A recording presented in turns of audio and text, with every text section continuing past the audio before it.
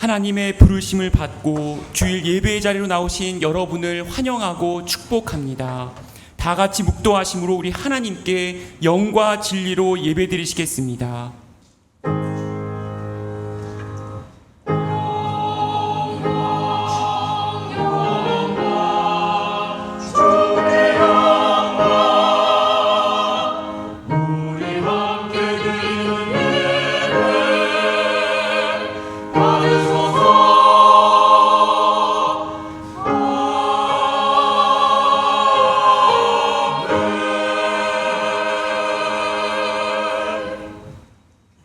믿음이 없이는 하나님을 기쁘시게 하지 못하나니 하나님께 나아가는 자는 반드시 그가 계신 것과 또한 그가 자기를 찾는 자들에게 상 주시는 이심을 믿어야 할지니라.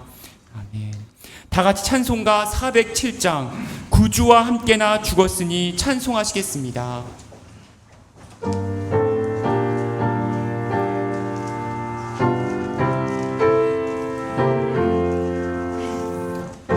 구주와 함께 나 죽었으니 구주와 함께 나 살았도다. 영광의 그날에 이르도록 언제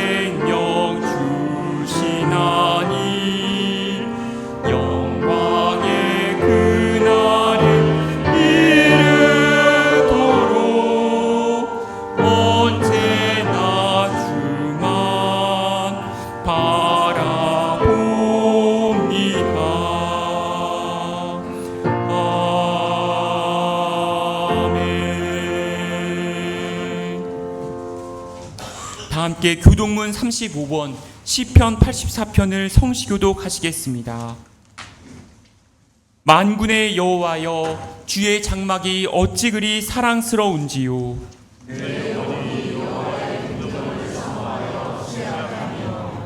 내 마음과 육체가 살아계시는 하나님께 부르짖나이다. 주의 제단에서 참새도 새 집을 얻고 제비도 새끼둘 보금자리를 얻었나이다.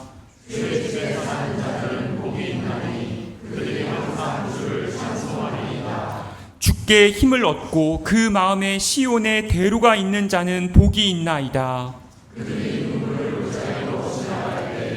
그곳에 많은 샘이 있을 것이며 이른 비가 복을 채워 주나이다.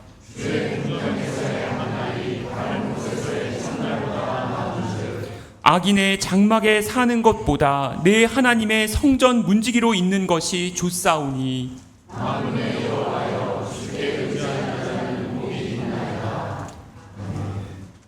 다 함께 한 주의 삶을 돌아보시면서 주보와 화면에 나와 있는 참회의 기도를 하나님께 올려드리겠습니다. 택하신 자녀들을 사랑하시는 하나님, 저희는 지난 한 주간도 우리에게 있는 재물을 지키기 위해 힘썼습니다. 명예를 잃지 않기 위해 최선을 다했습니다. 건강을 잃지 않기 위해 노력을 기울였습니다. 그러는 사이에 모든 생명의 근원이 하나님을 향한 마음을 지키는 데서 나온다고 가르쳐 주셨음에도 하나님을 향한 믿음과 중심을 소홀히 하였던 죄악을 용서하여 주옵소서.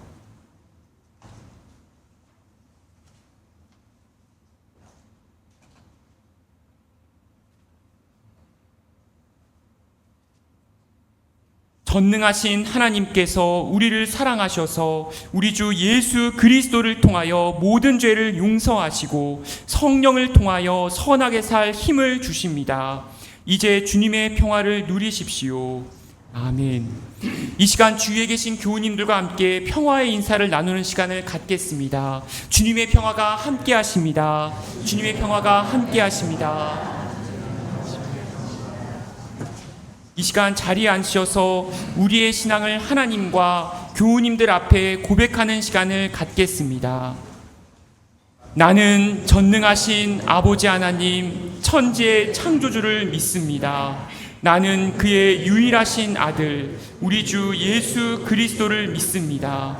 그는 성령으로 잉태되어 동정녀 마리아에게서 나시고 본디오 빌라도에게 고난을 받아 십자가에 못 박혀 죽으시고 장사된 지 사흘 만에 죽은 자 가운데서 다시 살아나셨으며 하늘에 오르시어 전능하신 아버지 하나님 우편에 앉아 계시다가 거기로부터 살아있는 자와 죽은 자를 심판하러 오십니다. 나는 성령을 믿으며 거룩한 공교회와 성도의 교제와 죄를 용서받는 것과 몸의 부활과 영생을 믿습니다. 아멘.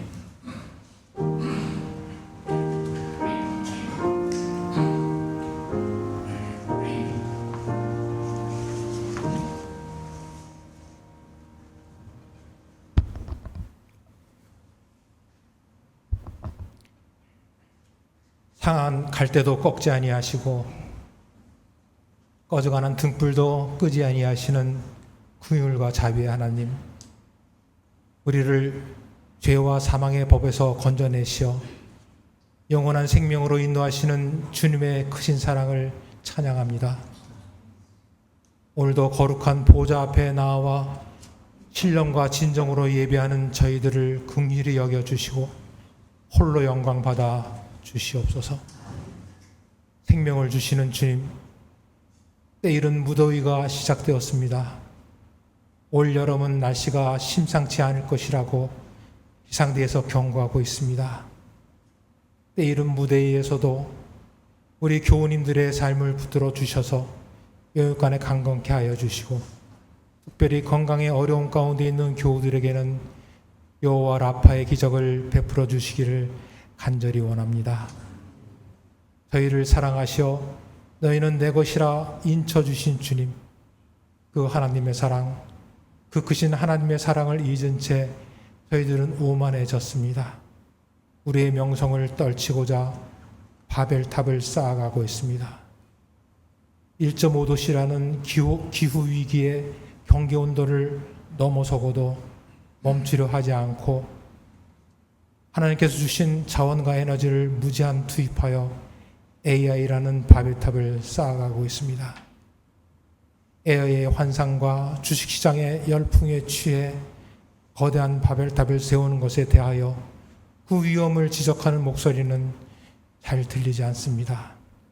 주님, 저희들이 주님의 뜻을 잘 살필 수 있도록 지혜를 허락하여 주옵소서. 지방선거도 끝나고 이란 전쟁도 끝났다고 하는데 저희들은 여전히 불안합니다. 저희들의 영적 전쟁은 아직도 끝나지 않았나 봅니다. 주님께서 대장되어 주셔서 모든 싸움에서 끝내 승리하는 저희들 되기를 간절히 소망합니다.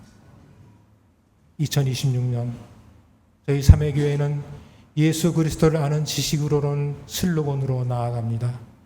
내주 예수 그리스도를 아는 지식이 가장 고귀하다고 했는데 그 고귀한 하나님의 뜻을 바로 세우고 실천하는 교회 되게 하옵소서. 하나님 아버지께서 우리 삼회교회로 보내주신 정대경 담임 목사님을 통하여 함께 하나님의 뜻을 세워나가게 하옵소서. 또한 저희들 옆에서 항상 기도하고 보살펴 주시는 박덕현 부목사님도 우리 하나님께서 강한 오른손으로 늘 붙잡아 주셔서 계획하시는 모든 일이, 기도하는 모든 일들이 잘 이루어질 수 있도록 축복하여 주옵소서. 주님, 우리 삼회교회 여러 조직이 있습니다. 교회위원회, 구역장, 교회학교, 각 선교회, 여러 조직에서 책임을 맡으신 교우님들을 기억하여 주옵소서. 맡으신 일들을 감당할 때 하나님의 영광만을 생각하며 헌신하게 하시고 지치고 힘들 때마다 하나님의 음성을 들려 주시옵소서. 우리는 서로 격려하고 기도로 하나님의 뜻을 이뤄나가게 하옵소서.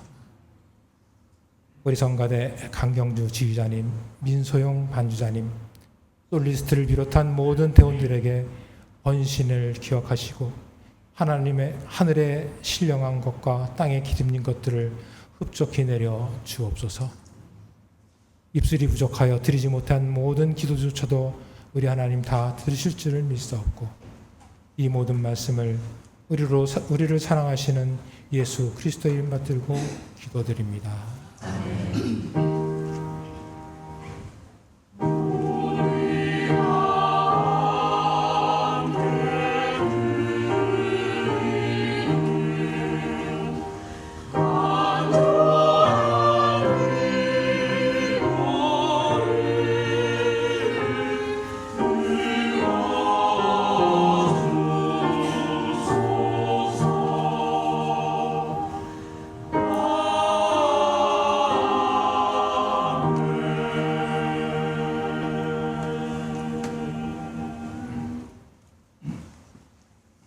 오늘 우리에게 주시는 하나님의 말씀입니다. 율법서의 말씀은 구약성서 24쪽, 창세기 21장 8절에서 21절까지의 말씀입니다. 율법서의 말씀은 구약성서 24쪽, 창세기 21장 8절에서 21절까지의 말씀입니다.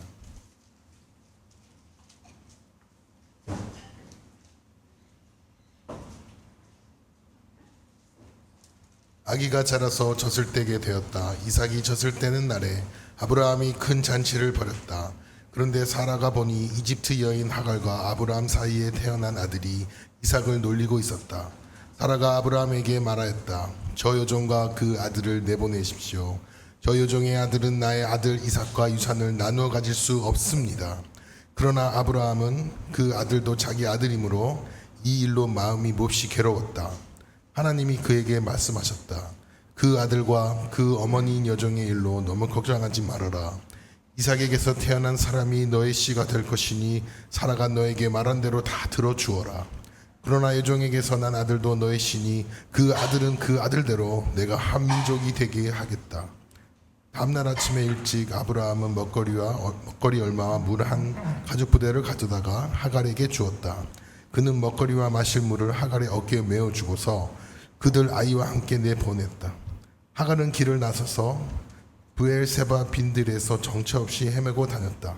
가죽 부대에 담아온 물이 다 떨어지니 하갈은 아이를 덤불 아래에 뉘어놓고서 아이가 죽어가는 꼴을 참아 볼 수가 없구나 하면서 화살 한 바탕 거리만큼 떨어져서 주저앉았다. 그 여인은 아이 쪽을 바라보고 앉아서 소리를 내어 울었다. 하나님이 그 아이에게 우는 소리를 들으셨다. 하늘에서 하나님의 천사가 하갈을 부르며 말하였다. 하갈아, 어찌된 일이냐? 무서워하지 말아라. 아이가 벽에 누워서 우는 저 소리를 하나님이 들으셨다. 아이를 안아 일으키고 달래어라. 내가 저 아이에게서 큰 민족이 나오게 하겠다. 하나님이 하갈 눈을 밝히시니 하갈이 샘을 발견하고 가서 가죽 부대에 물을 담아다가 아이에게 먹였다. 그 아이가 자라는 동안에 하나님이 그 아이와 늘 함께 계시면서 돌보셨다. 그는 광야에 살면서 활을 쏘는 사람이 되었다. 그가 바란 광야에 살 때에 그의 어머니가 그에게 이집트 땅에 사는 여인을 데려가서 아내로 삼게 하였다. 이어서 주시는 서신서의 말씀은 신약성서 230쪽 로마서 3장 21절부터 26절까지의 말씀입니다. 서신서의 말씀은 신약성서 230쪽 로마서 3장 21절부터 26절까지의 말씀입니다.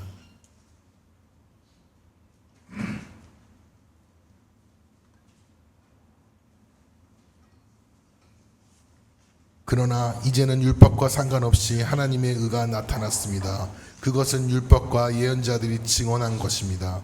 그런데 하나님의 의는 예수 그리스도를 믿는 믿음으로 통하여 오는 것인데 모든 믿는 사람에게 미칩니다. 거기에는 아무 차별이 없습니다. 모든 사람이 죄를 범하였습니다. 그래서 사람은 하나님의 영광에 못 미치는 처지에 놓여 있습니다. 그러나 사람은 그리스도 예수 안에서 얻는 구원으로 말미암아 하나님의 은혜로 값없이 의롭다고 선고를 받았습니다. 하나님께서는 이 예수를 속죄 제물로 내주셨습니다. 그것은 그의 피를 믿을 때에 유효합니다. 하나님께서 이렇게 하신 것은 사람들이 이제까지 지은 죄를 너그럽게 보아주심으로써 자기의 의를 나타내시려는 것이었습니다. 하나님께서 오래 참으시다가 지금 이때 자기의 의로우심을 나타내는 것은 하나님의 의로우신 분이시라는 것을 예수를 믿는 사람은 누구나 의롭다고 하시는 것을 보여주시려는 것입니다. 이는 우리에게 주시는 하나님의 말씀입니다.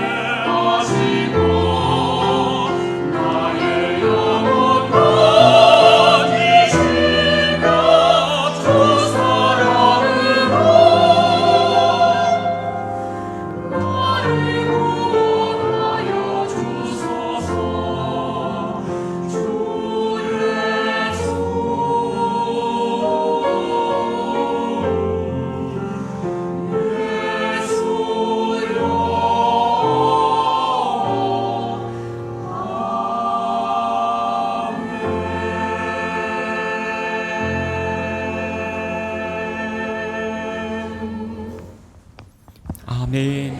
귀한 찬양 감사드립니다. 오늘 하나님께서 우리에게 주시는 복음서의 말씀은 마태복음 10장 24절부터 39절까지의 말씀입니다. 신약 14쪽에 기록되어져 있습니다. 제가 봉독하겠습니다. 제자가 스승보다 높지 않고 종이 주인보다 높지 않다.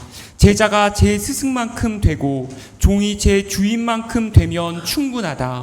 그들이 집주인을 바알세불이라고 불렀거든 하물며 그 집 사람들에게야 얼마나 더 심하겠느냐. 그러므로 너희는 그들을 두려워하지 말아라. 덮어둔 것이라고 해도 벗겨지지 않을 것이 없고 숨긴 것이라 해도 알려지지 않을 것이 없다. 내가 너희에게 어두운 데서 말하는 것을 너희는 밝은 데서 말하여라. 너희가 귓속말로 듣는 것을 지붕 위에서 외쳐라. 그리고 몸은 죽일지라도 영혼은 죽이지 못하는 일을 두려워하지 말고 영혼도 몸도 둘 다 지옥에 던져서 멸망시킬 수 있는 분을 두려워하여라. 참새 2마리가 한 양에 팔리지 않느냐. 그러나 그 가운데서 하나라도 너희 아버지께서 허락하지 않으시면 땅에 떨어지지 않을 것이다. 아버지께서는 너희의 머리카락까지도 다 세워놓고 계신다. 그러니 두려워하지 말아라. 너희는 많은 참새보다 더 귀하다. 누구든지 사람들 앞에서 나를 시인하면 나도 하늘에 계신 내 아버지 앞에서 그 사람을 시인할 것이다.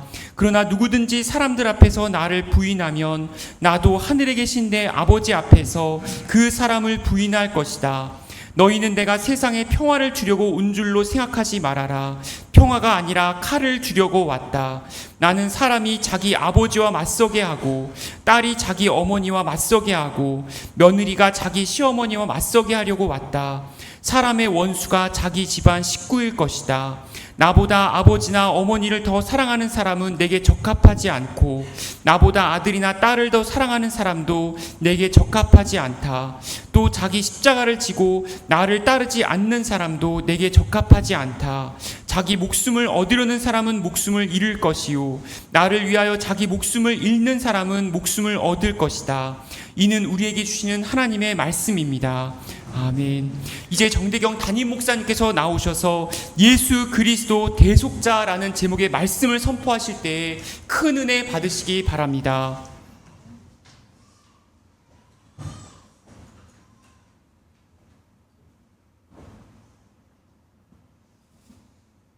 우리 주 예수 그리스도의 평화와 사랑이 말씀을 전하는 자나 듣는 자 모두에게 함께 하시기를 기도합니다. 그 대학 시절 선교사가 되기 위해서 선교단체들이 제공하는 훈련들과 모임에 열심히 참여했던 그 시절이 있었습니다. 하루는 단기 선교를 나가기 위해서 준비하던 팀들이 모두 모여서 자신들이 선교지에서 수행할 문화공연과 그 복음 전파 선극을 시연하게 되었었어요. 단기 선교를 가면 보통 길거리에서 문화 그 공연 같은 것들을 합니다. 그때가 2004년에서 2005년 그 어간이었는데 부채춤, 태권도 이런 거 하던 시절이었습니다. 대학 청년들이 부채춤이나 태권도 하면 얼마나 잘하겠어요, 그렇죠? 전공자 하나도 없었습니다. 요즘에는 어설프게 했다가는 K컬처, K문화 때문에 이제 역풍을 받는 거죠. 외국에 나가보면 그 외국인들이 저희보다 더 K-팝 댄스나 이런 것들을 잘하는 것들을 볼 수가 있습니다. 근데 그때는 그게 먹혔습니다.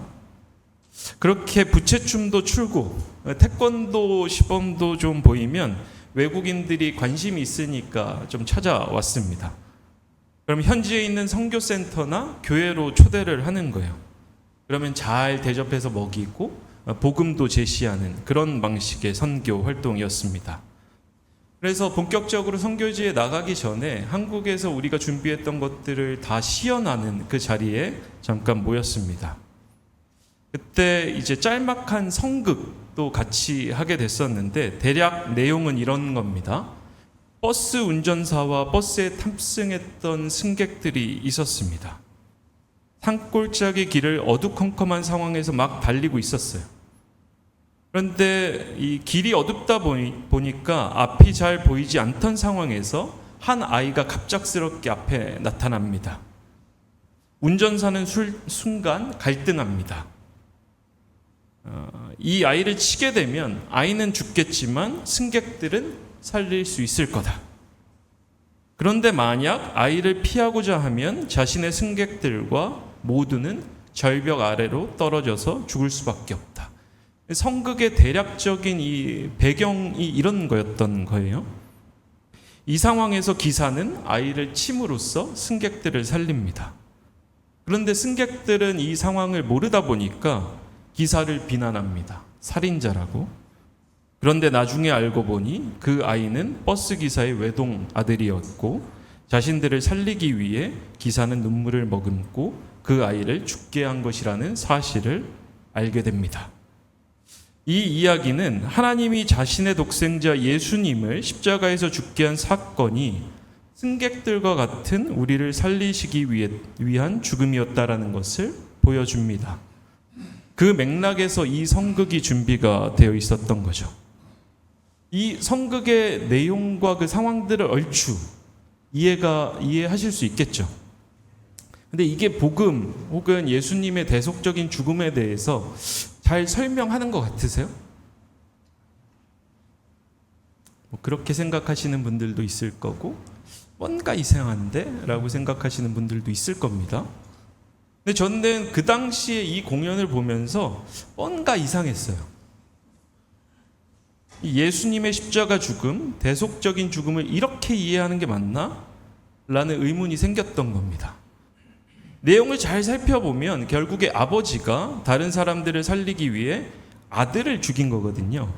자기가. 그 말인즉슨 하나님이 사람들을 살리기 위해 자신의 독생자 예수님을 십자가에 죽였다는 거예요. 그 당시 이러한 방식의 이 대속적 죽음에 대한 이해가 폭력적으로 다가왔습니다. 그래서 오늘 우리가 계속해서 예수 그리스도가 누구신가를 계속 묵상하고 있는데 중요한 신앙의 내용 중에 하나가 예수님의 죽음이 대속적인 죽음이다 라는 겁니다. 우리의 죄를 대신해서 용서하시기 위해서 죽으셨다라는 게 우리의 기본적인 중요한 신앙의 내용 중에 하나인 겁니다. 그런데 그 의미가 무슨 말인지를 조금 묵상해보고자 합니다. 우리는 예수님을 대속자, 우리의 죄를 대신해서 죽으신 분으로 이해하고 믿고 있습니다. 십자가 사건이 바로 그렇다라는 거예요. 이게 무슨 말일까? 우리가 읽었었던 로마서 본문의 25절을 다시 한번 좀 읽어보려고 합니다. 3장 25절입니다. 로마서.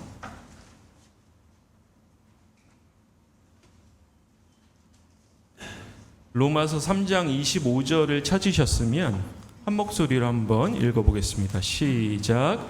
하나님께서는 이 예수를 속죄 제물로 내주셨습니다. 그것은 그의 피를 믿을 때에 유효합니다. 하나님께서 이렇게 하신 것은 사람들이 이제까지 지은 죄를 너그럽게 보아주심으로써 자기의 의를 나타내시려는 것이었습니다. 아멘. 25절을 보면 예수님을 속죄 제물이라고 이야기합니다. 속죄 제물로 번역되고 있는 단어는 일라스테리온이라는 그리스어 단어입니다. 구약 성경, 그러니까 신약 성경은 구약 성경이 쓰여진 이후에 이제 쓰여졌던 거죠. 구약 성경을 그 당시 로마 제국 상황에서 그리스어로 번역해 놓은 번역이 70인역이라고 부르는 겁니다. 그래서 이 70인역은 이 단어 속죄 제물 일라스테리온이라는 단어로 번역하고 있는 거예요. 원래 히브리어 단어가 있었는데 이걸 일라스테리온이라는 그리스어 단어로 번역하고 있는 걸 볼 수가 있습니다. 그래서 70인역은 이 단어를 번역할 때 어떤 의미들을 같이 넣어 놓는가 하면 자비의 자리로서의 언약궤 뚜껑, 속죄소 이런 단어들을 지칭할 때 이 일라스테리온이라는 단어를 동시에 쓰고 있는 걸 볼 수가 있습니다. 속죄소가 뭐죠? 아는 분도 계시고 모르는 분도 계실 거라서 제가 사진을 준비했습니다. 저게 그 언약궤를 어떻게 보면 좀 우리는 실제적인 언약궤를 가지고 있지 않고 있기 때문에 이게 그 당시 우리 레위기 규정들과 구약 성경의 규정들을 바탕으로 저렇게 생겼을 것으로 추정하며 만든 거예요. 잘 보시면 천사같이 보이는 그 그룹이 날개로 이렇게 덮고 있죠. 이 두 천사의 날개가 그 중앙에 위치하는 저 장소를 속죄소 혹은 은혜의 자리라고 부릅니다. 뭘 의미하는가 하면 하나님의 임재를 상징하는 거예요.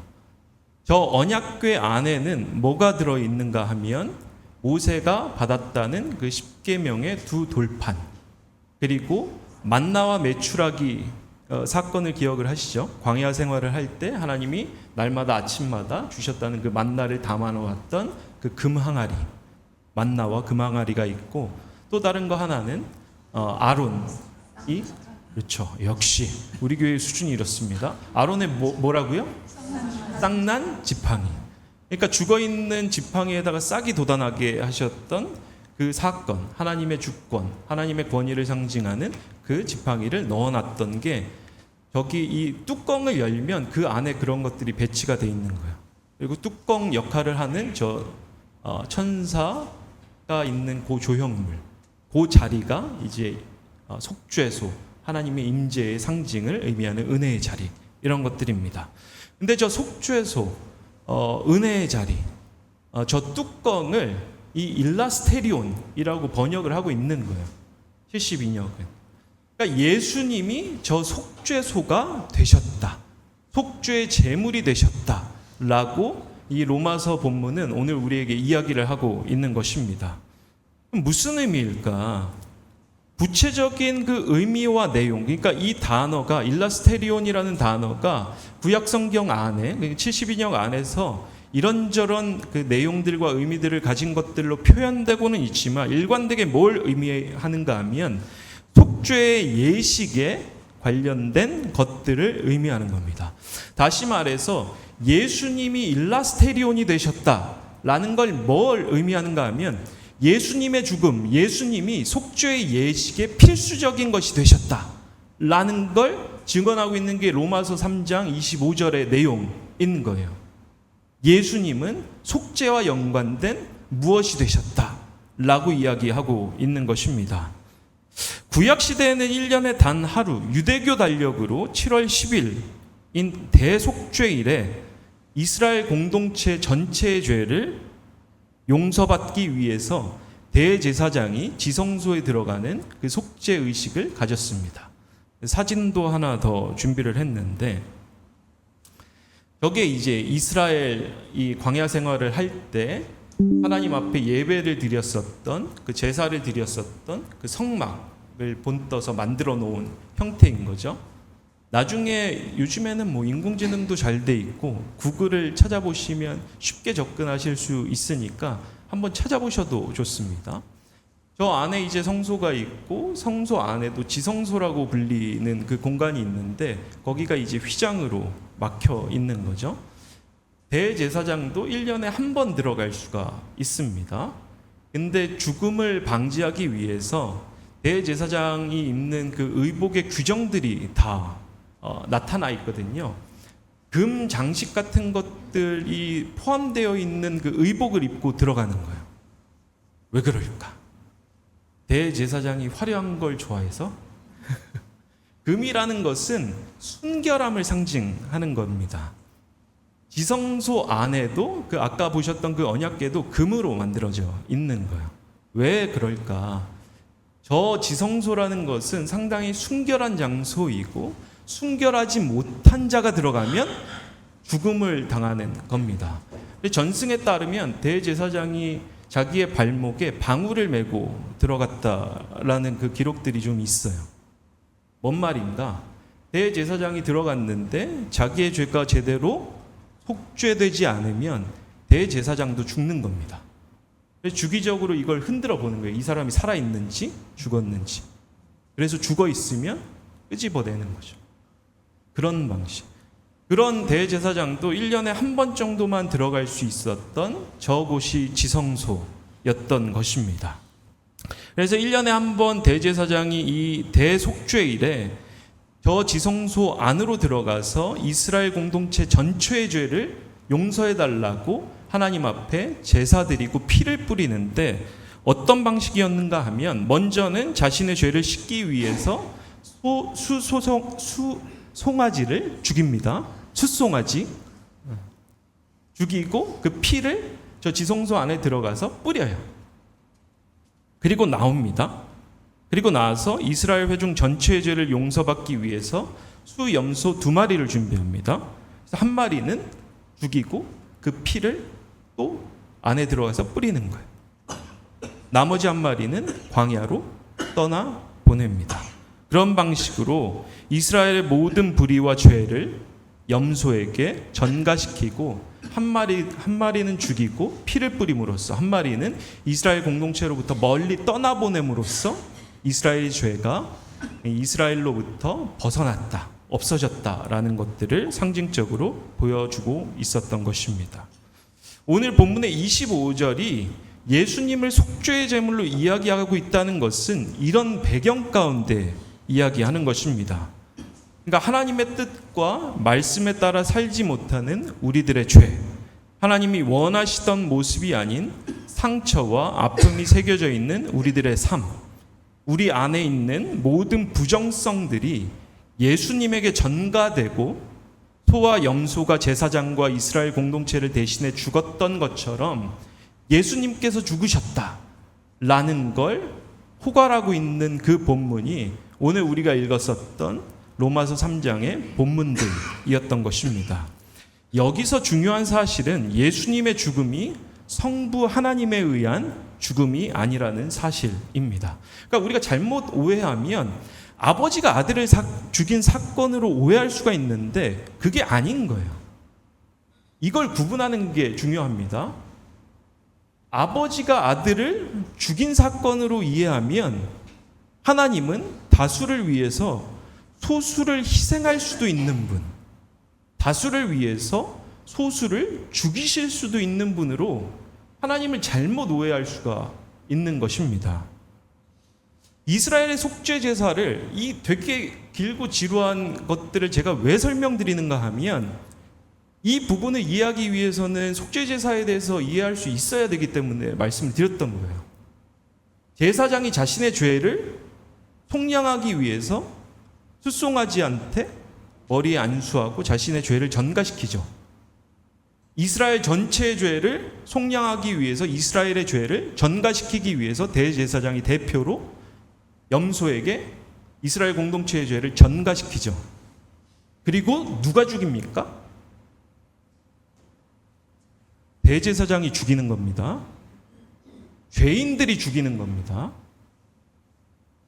하나님은 그 당시에도 직접 죽이실 수 있죠.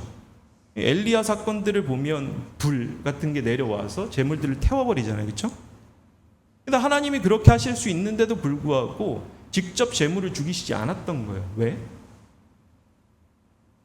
죄인된 우리가 그 제물을 죽임으로써 우리가 죽어야 된다라는 사실을 각인시키기 위해서 그런 겁니다. 하나님은 그렇게 폭력적으로 나타나시는 분이 아니기 때문에 그런 것입니다. 예수님의 죽음은 우리가 한 것입니다. 우리가 죽인 것입니다.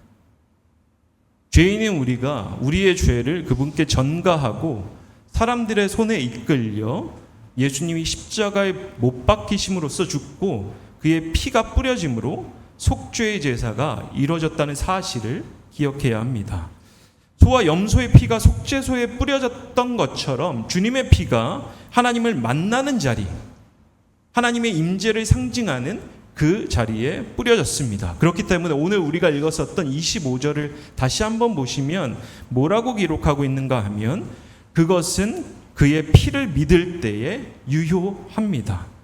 예수님의 피를 믿는다는 것은 예수님의 죽으심이 다른 사람을 위한 것이 아니라 나를 위한 것, 예수님의 죽으심이 다른 공동체를 위한 것이 아니라 우리 공동체를 위한 것이라는 사실을 받아들이는 것을 의미합니다.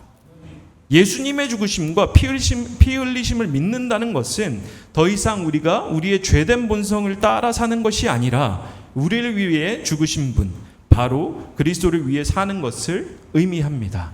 오늘 우리가 함께 기도하기 전에 불렀던 그 찬송도 뭐였죠?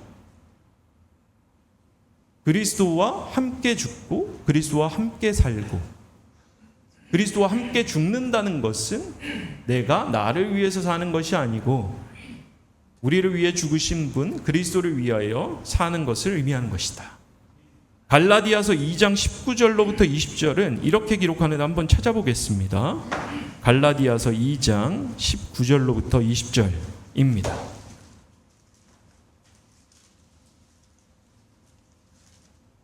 갈라디아서 2장 19절로부터 20절입니다. 찾으셨으면 한 목소리로 읽겠습니다. 시작. 나는 율법과의 관계에서는 율법으로 말미암아 죽어버렸습니다. 그것은 내가 하나님과의 관계 안에서 살려고 하는 것입니다. 나는 그리스도와 함께 십자가에 못 박혔습니다. 이제 살고 있는 것은 내가 아닙니다. 그리스도께서 내 안에서 살고 계십니다.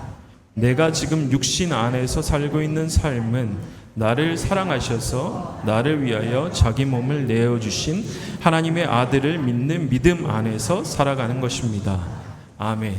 그러니까 그리스도인으로 살아간다라는 것은 예수님을 그리스도로 우리 죄를 대신해서 죽으신 분으로 인식하며 살아가는 것을 의미합니다. 그런데 문제는 이러한 인식, 그리스도의 죽으심을 우리를 위한 죽으심으로 인식하는 데에는 우리가 죄인이라는 인식이 먼저 이루어져야 된다는 사실입니다.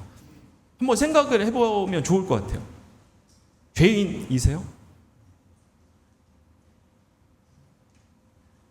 저와 여러분은 죄인인가? 진짜 그게 느껴지세요? 네.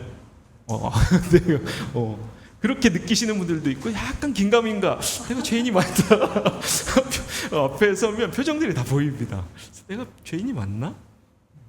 그러실 수 있어요. 이게 죄인이라는 게 뭘까? 그러니까 우리가 예수님의 죽음을 대속적 죽음으로 이해하기 위해서는 내가 먼저 죄인이라는 인식, 내가 죄인이라는 사실이 느껴지지 않으면 이게 대속적인 죽음으로 느껴지지 않습니다. 말인즉슨 뭘 의미하는 겁니까? 내가 예수님을 믿을 수 없다라는 걸 의미하는 거예요. 예수님과 내가 무관하다라는 걸 의미하는 겁니다. 그러니까 내가 죄인이 되었다라는 그 인식, 우리 공동체가 우리가 죄인이었다는 그 인식 자체가 우리 안에 코어로 자리 잡히지 않으면 예수님과 나는 무관한 사람인 거예요. 왜 그렇죠? 예수님이 대속제물, 속죄제물이시기 때문에 그렇습니다.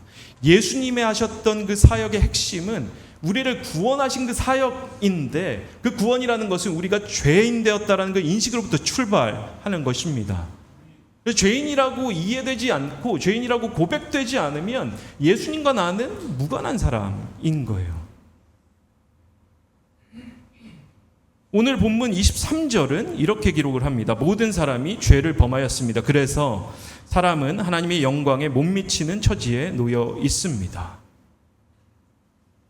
그러니까 죄인이라는 인식 자체가 우리 안에 자리 잡힐 수 있기를 바랍니다.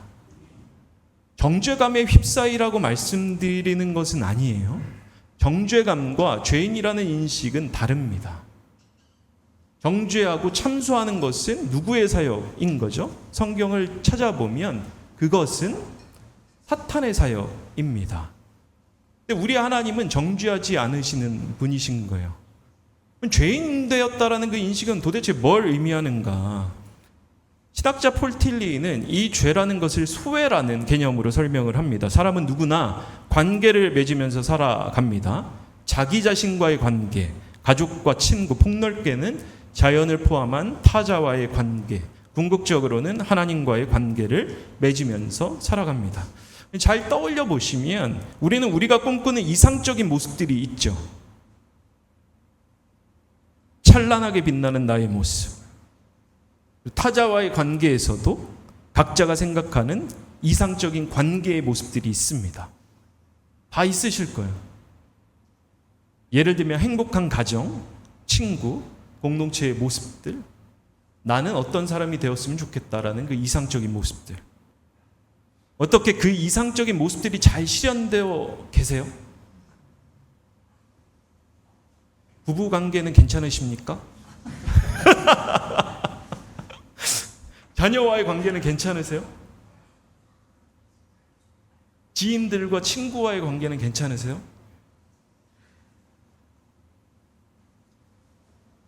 우리 교회 공동체 관계는 괜찮습니까? 괜찮은 것 같네요, 이건. 나와의 관계는 괜찮으세요? 혹시 자기 스스로를 너무 혐오하지는 않으세요? 난 이거밖에 안 되나? 혹은 나를 너무 사랑하지는 않으세요? 나 말고 다른 사람들은 다 뭐야 쟤 왜 나를 이거밖에 대접 안 해? 뭐 이런 것들이 안 올라오세요? 그러니까 우리가 잘 생각을 해보면 나와의 관계, 타자와의 관계, 궁극적으로 하나님과의 관계가 이상적으로 이렇게 되어야 된다는 생각들과 이미지들은 다 가지고 있는 거예요. 근데 우리의 삶은 그게 잘 실현되지 않습니다.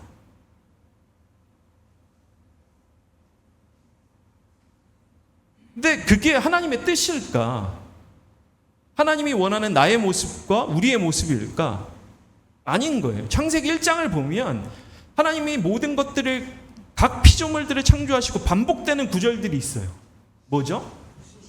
보시기에 좋았더라, 좋았더라, 좋았더라, 좋았더라. 하나님이 보시기에 좋았다라는 것은 하나님이 원하시는 상태의 모습이 있는 거예요. 나를 향하신 하나님의 이상적인 상태, 우리와의 관계, 우리 안에서의 관계들을 향한 하나님이 생각하시는 이상적인 관계와 상태들. 죄라는 것은 이 상태로부터 벗어나 있는 걸 의미하는 겁니다.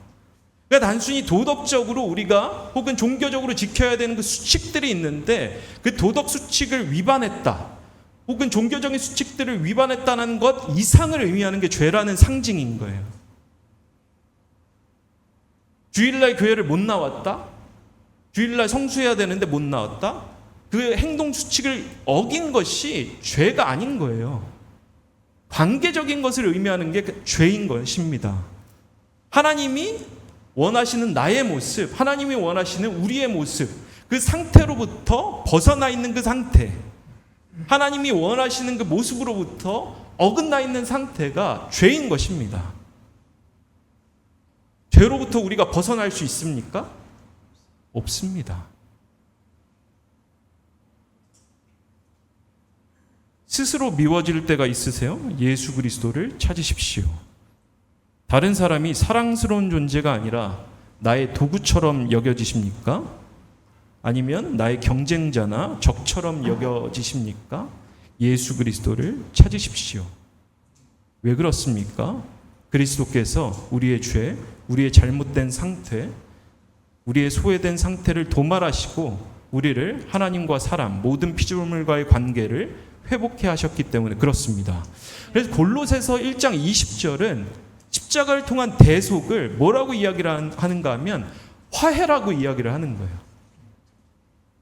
구원이라는 것은, 죄를 용서하셨다라는 것은 단순히 우리가 어겼던 그 명제들로부터 이제 괜찮아 라고 이야기하는 것을 넘어서 모든 관계 안에서의 화해를 의미하는 것입니다.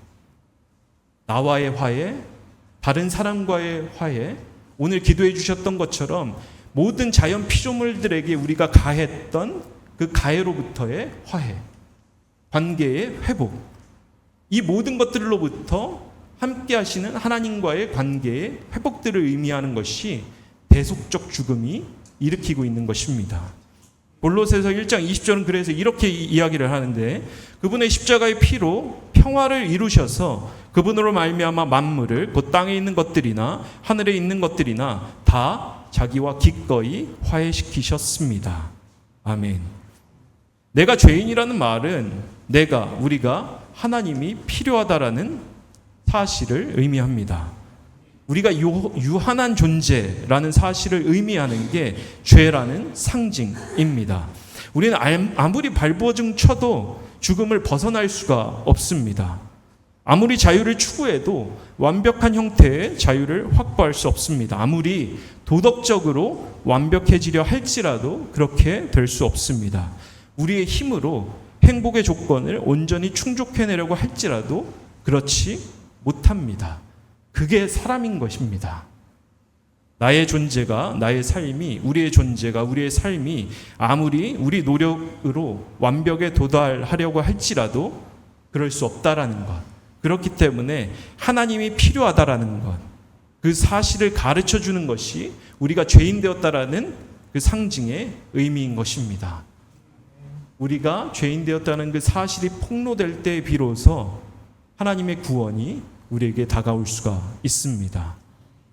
그래서 루터와 같은 종교개혁자는 죄인 되었다라는 그 인식과 우리가 죄로부터 해방되었다라는 그 의인 되었다는 인식이 불가분의 관계라고 이야기했던 것이에요. 죄인 되었다라는 그 인식이 매일의 삶 가운데, 순간의 삶 가운데 우리 안에 각인되지 않는다면 하나님이 필요가 없습니다. 우리가 죄인 되었다라고 생각할 때에만 비로소 하나님이 필요한 것입니다. 주님을 구할 수 있는 저와 여러분이 되시기를 바랍니다. 하나님은 우리의 삶의 모든 필요로 고백하는 저와 여러분이 되시기를 주님의 이름으로 축원합니다. 이 말씀을 기억하시면서 잠시 기도하겠습니다.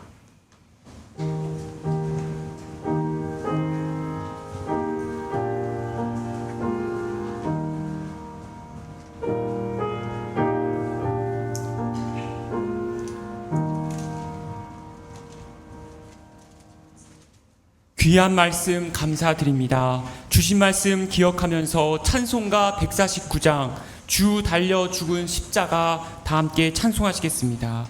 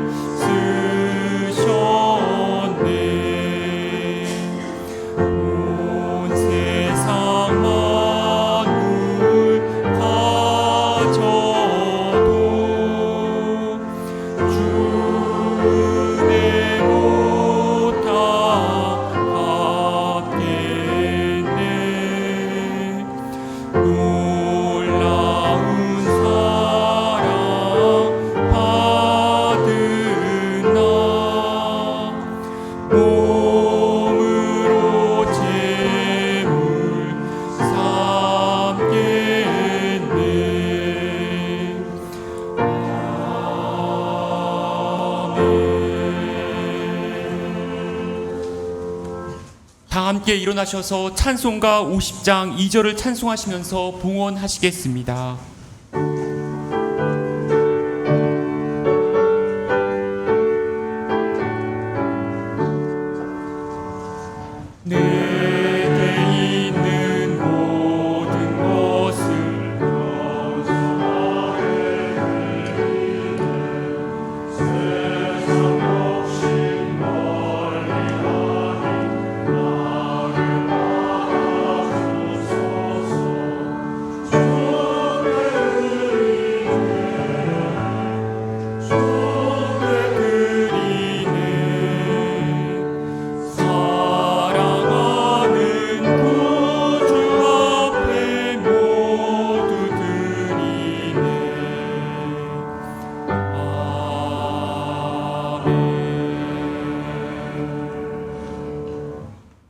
만복의 근원 되신 하나님 아버지, 이 시간 주님께 온 마음과 정성을 들여 봉헌하는 예물을 기뻐 받아 주시옵소서.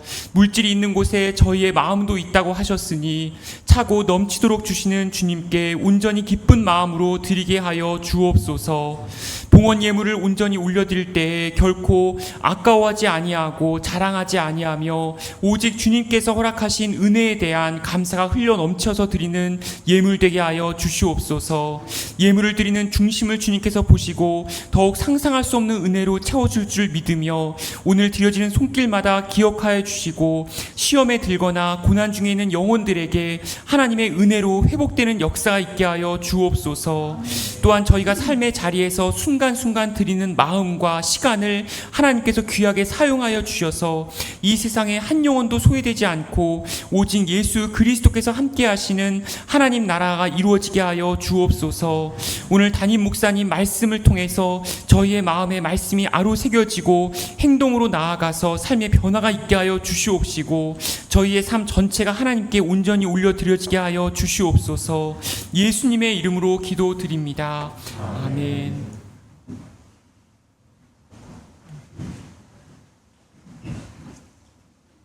성도의 교제 시간 갖겠습니다. 앞뒤 저분들과 함께 인사하시죠. 한 주 동안 평안하셨습니까?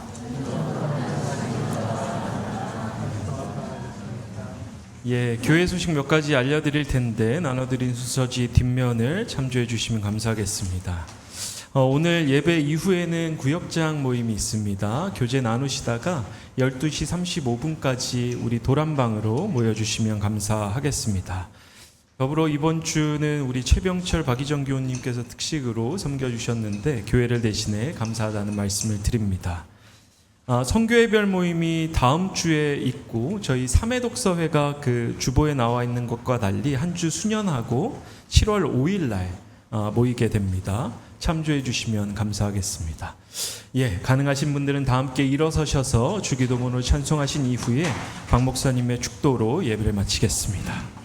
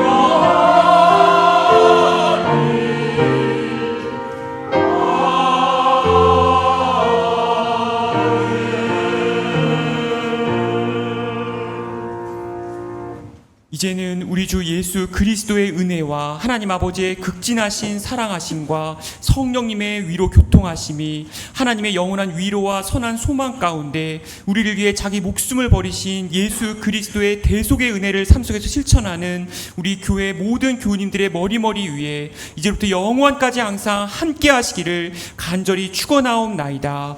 아멘.